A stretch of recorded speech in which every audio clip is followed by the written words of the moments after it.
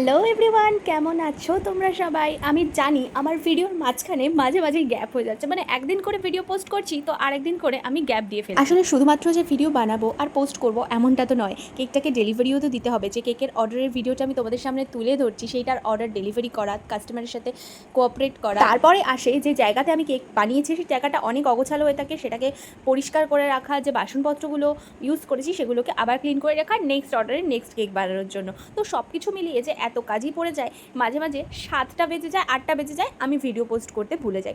আমি রেগুলারলি 7টা থেকে 8টার মধ্যে ভিডিওটা পোস্ট করার চেষ্টা করি, বাট যখনই সেটা টাইমের ওপর হয়ে যায় তখনই আর ভিডিওটা পোস্ট করতে পারি না। তবে আমি আজকের থেকে একটা জিনিস ঠিক করে রেখেছি, যে ফোনে আমি অ্যালার্ম দিয়ে রাখবো 6:30টায় আমার অ্যালার্মটা বাজবে, ঠিক 7টার মধ্যেই আমি তোমাদের সামনে ভিডিওগুলো পোস্ট করব। আচ্ছা, আমার এই আইডিয়াটা কি ভালো?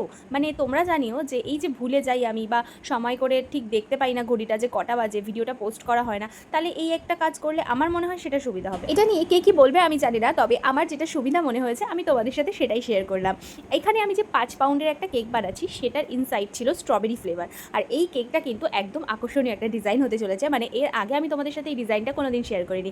একটা ডান্স একাডেমির 25 বছর পূর্ণ হয়েছিল, সেই সেলিব্রেশনের জন্যই আমার কাছ থেকে ওরা কেকটা নিয়েছিল, আর কেকটার ডেকোরেশনটা পুরোপুরি আমাদের উপর ছেড়েছিল। ভরসা করে আমাকে অর্ডারটা করেছিল একাডেমির ওনার, আর আমাকে একটা কথা বলে দিয়েছিল যে তুমি যা খুশি কাজ করো, কিন্তু আমার ডান্স একাডেমি কত্থক ডান্সের একাডেমি, তো সেই কারণে যেন যে কোনো টপারই তুমি ইউজ করবে সেটা কত্থক ডান্সের উপর হয়। তো আমি খুঁজে খুঁজে এই টপারগুলো বের করি। এই ভিডিওটা ফাইনাল লুকটা তোমাদের কেমন লাগলো অবশ্যই কিন্তু আমাকে জানিও, আর আজকের ভিডিওটা দেখার পর কিন্তু চ্যানেলটা অবশ্যই সাবস্ক্রাইব করে যেও। টাটা।